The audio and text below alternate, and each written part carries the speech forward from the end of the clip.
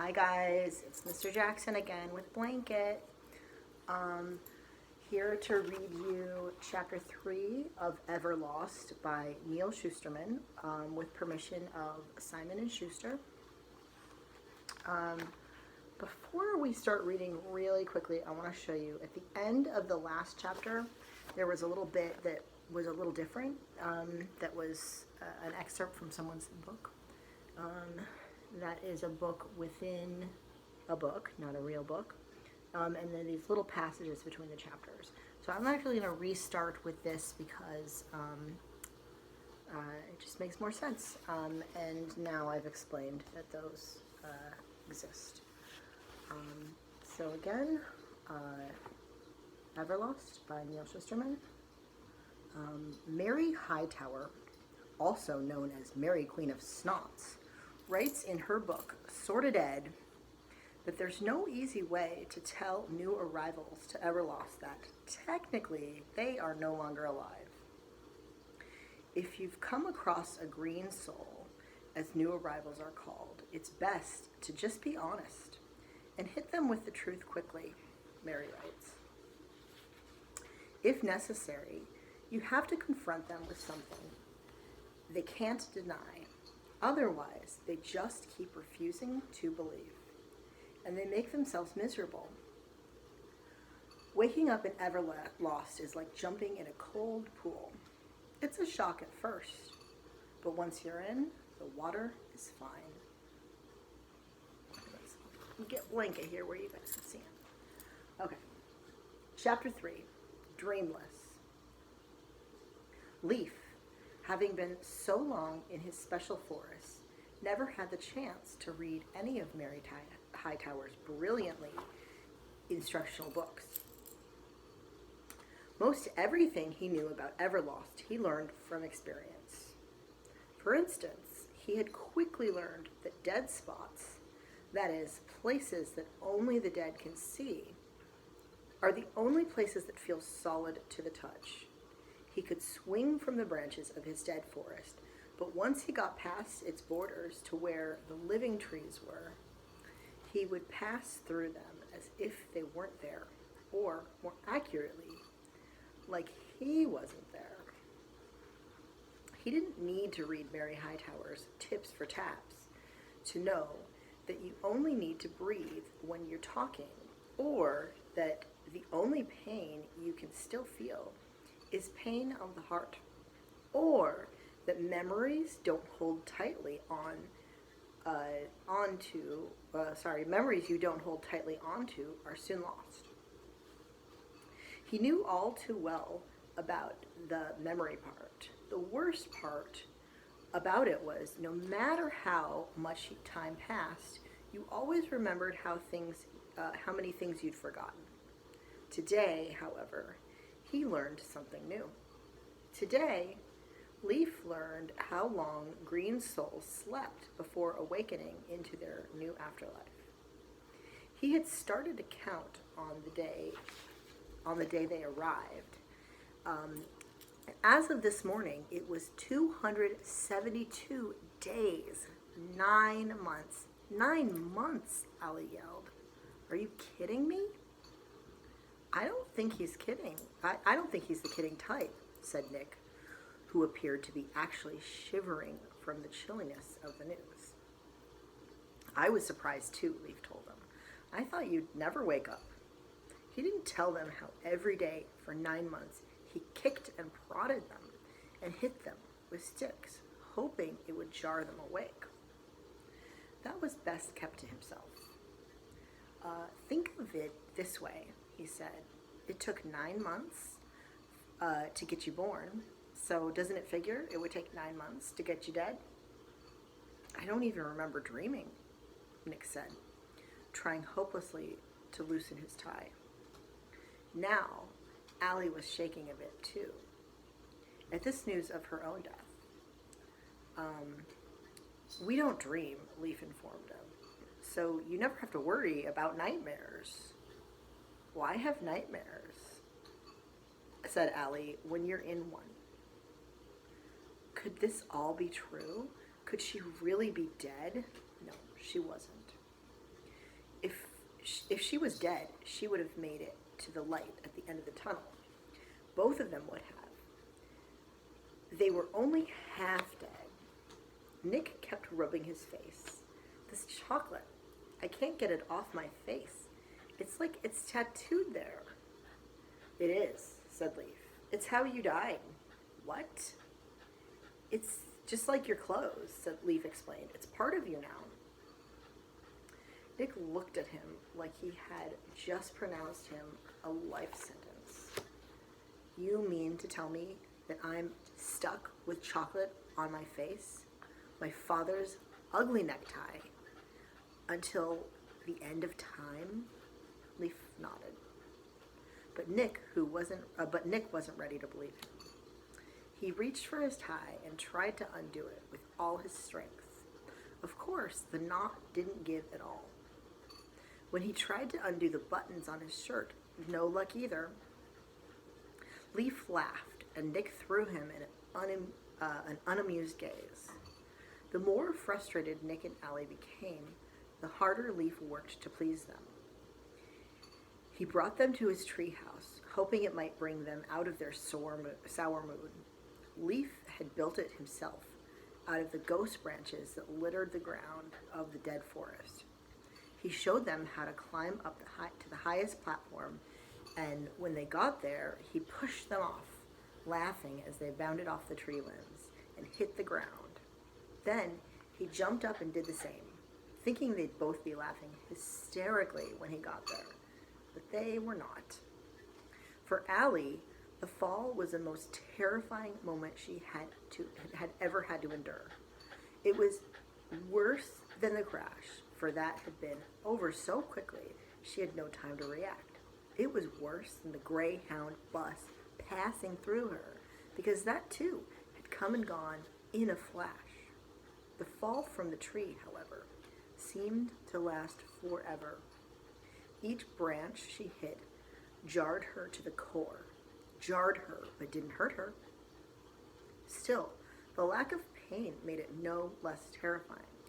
She screamed all the way down, and when at last she smashed upon the hard earth of the dead forest, it was a hearty thump. She felt the wind knocked out of her, only to realize there was never actually any wind in her to knock out.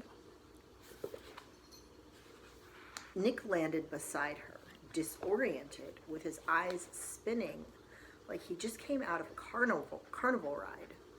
Leaf landed beside them, whooping and laughing.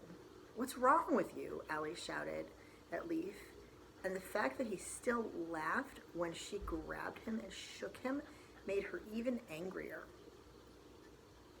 Allie put her hand on her forehead, as if to say this was giving her a killer headache. But she couldn't have a headache now, could she? And that just made her all the more aggravated.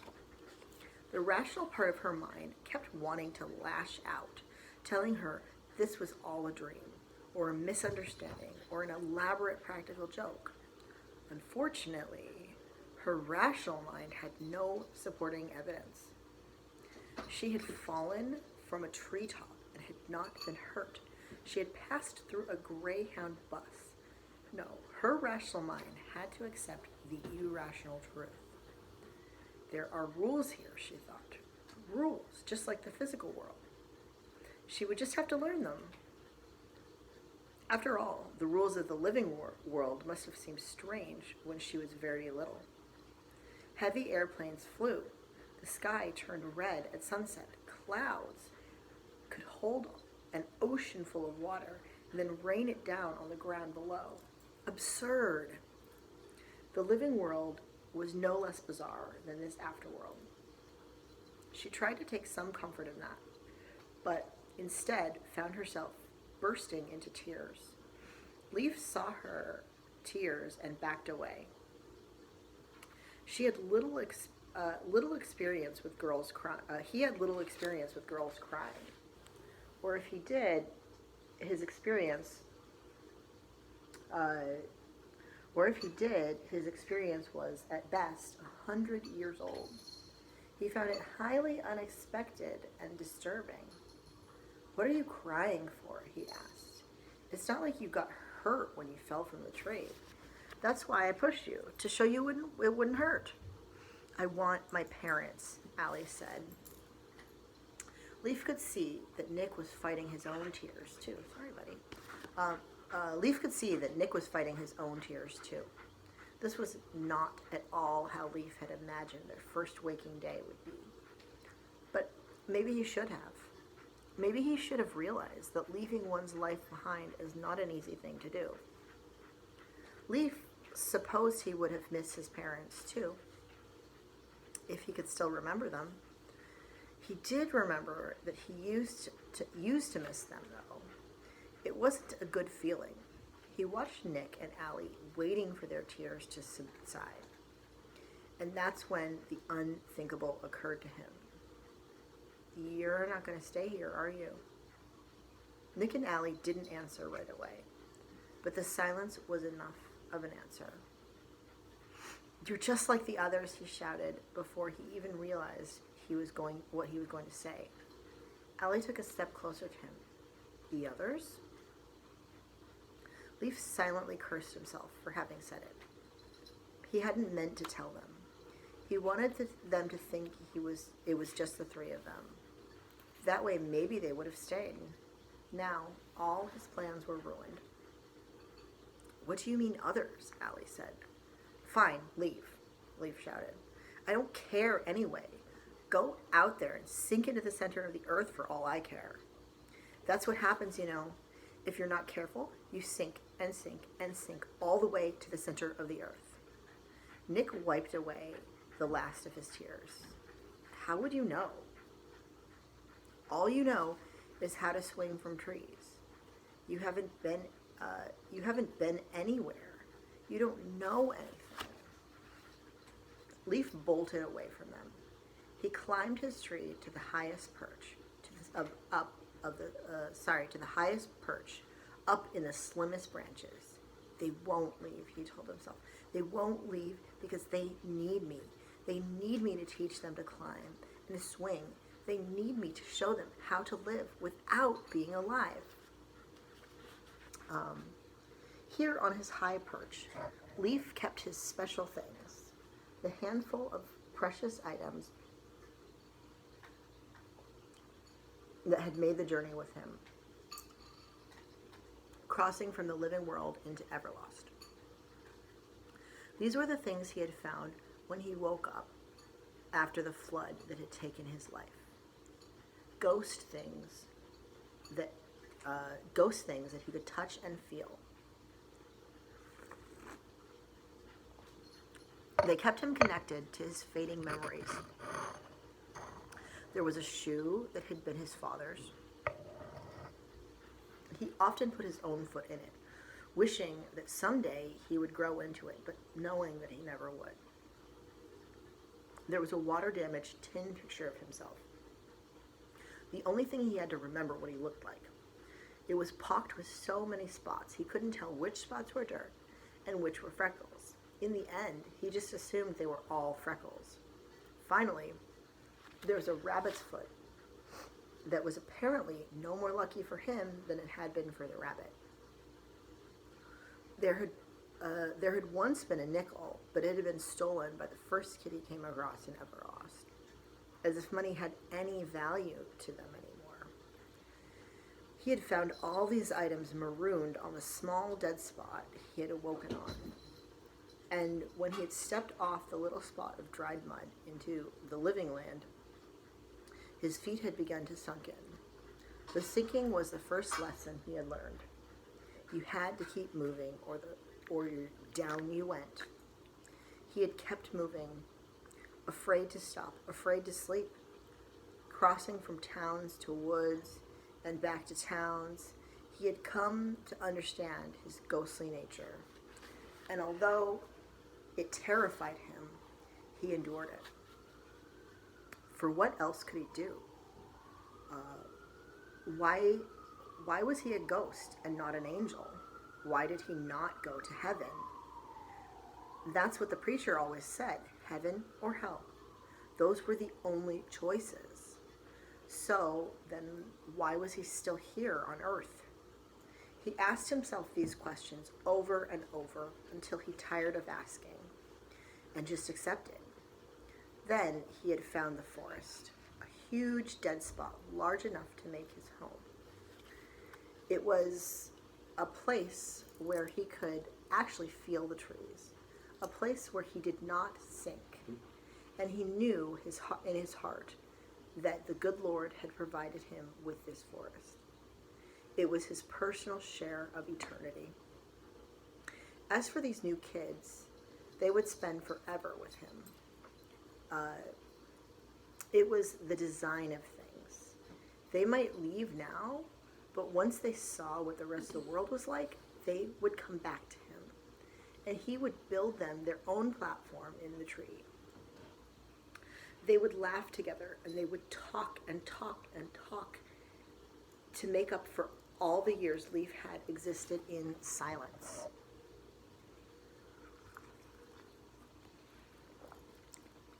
Down below, Nick had watched Leaf up in the tree until he disappeared into the lush canopy. Nick found himself trying to balance his feelings of sympathy for the boy with his own confused feelings about being dead. He felt queasy and wondered how that could be if technically he didn't actually have a stomach anymore. The thought just made him even more queasy. "Well," said Allie, "this sucks." Nicholas let loose an unexpected guffaw, which made Allie giggle. How could they be laughing at a time like this? We have some decisions to make. Said Allie. Nick didn't exactly feel in a decision-making frame of mind. You think it's possible to have post-traumatic stress disorder if you're dead? He asked. Allie had no answer. Nick looked at his hands, which were smudged with everlasting chocolate, like his face. He rubbed his arm as if he had no fleshly body. He rubbed his arm. If he had no fleshly body, why could he still have his own skin? Sorry. If he had no fleshly body, why could he still feel his skin? Or maybe it was just a memory of skin. And what about all the things people told him in life? About what happened to you when you died? Not that he was certain about any of it. His father had been an alcoholic who found God, and it changed his life. His mother was into New Age stuff and believed in reincarnation and crystals. Nick always found himself caught some uncomfortable in between. He had faith in faith. He had faith in faith, though. That is to say, he deeply believed someday he'd find out something to deeply believe in. That someday never came for Nick. Instead, he wound up here. And this place didn't fit with either of his parents' versions of the afterlife. And then, of course, there was his friend, Ralphie Sherman, who claimed to have had a near-death experience.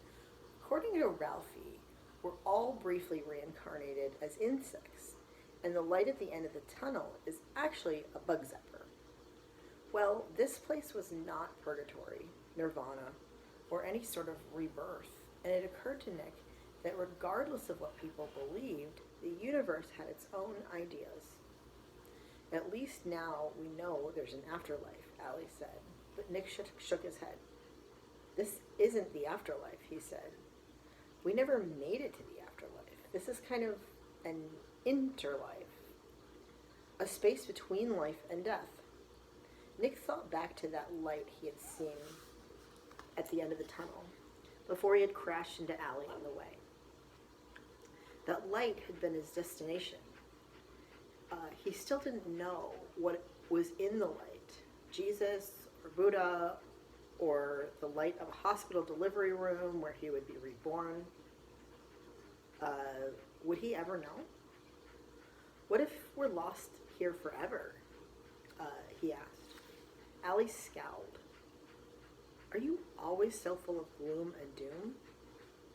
Usually. Nick looked at the forest around them. Was this such a bad place to spend eternity? It wasn't exactly paradise, but it was kind of pretty. The trees were full and lush. They'd never lose their leaves. He wondered if the weather of the living world could still affect him. If not, then it wouldn't be so bad staying here. Certainly, the boy they called Leaf had adjusted. So couldn't they? But then, that wasn't the real question. The question was, did they want to? Leaf waited in his treehouse and soon they climbed up to him, as he knew they would. He quickly hid his special things as Nick and Allie reached the platform, both of them huffing and puffing as if they were out of breath. Stop that, he told them. You're not out of breath. You just think you are. You just think you are, so stop it. Leaf, please. This is important, said Allie. We need you to tell us about the others you were talking about before. There was no sense in trying to hide it now, so he told them what he knew. They come through my forest every once in a while. Other kids, on their way, other places. They never stay long, and none have come through here for years. Where do they go? Anywhere. They're always running. They're always running from the McGill. The what? The McGill. Is that a grown-up? Leaf shook his head. No grown-ups here. Only kids. Kids and monsters. Monsters? Said Nick. That's great. That's wonderful. I'm so glad I asked. But Allie wasn't shaken. There are no such thing as monsters, she told Leaf. He looked to Allie, then to Nick, then back to Allie again. There are here.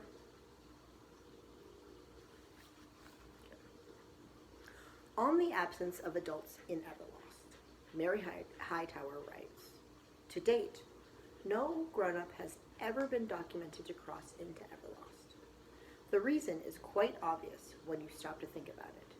You see, adults, being the way they are, never get lost on their way to the lake, no matter how hard they get bumped, simply because adults always think they know exactly where they're going, even if they don't.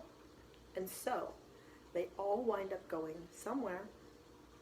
If you don't believe me, ask yourself this. Have you ever seen a grown-up get into a car so that they could go nowhere in particular? On the presence of monsters, Mary Hightower is curiously silent. So, that was chapter 3. I'm going to ask you some questions about Leaf. So, first question I want to ask is, do you think Leaf feels lonely? Why or why not? Next, Leaf seems to really be trying to keep Allie and Nick from leaving the forest. Seems like he really doesn't want them to go. Why do you think he's doing that? Yeah, so I would love to hear your answers to that. I would also love to hear your thoughts about what's going on, what you think is going to happen, whatever. I'll come back tomorrow with the next chapter. Thank you for reading with me. Hope you guys stay safe. Sleep well. See you guys soon. Good night.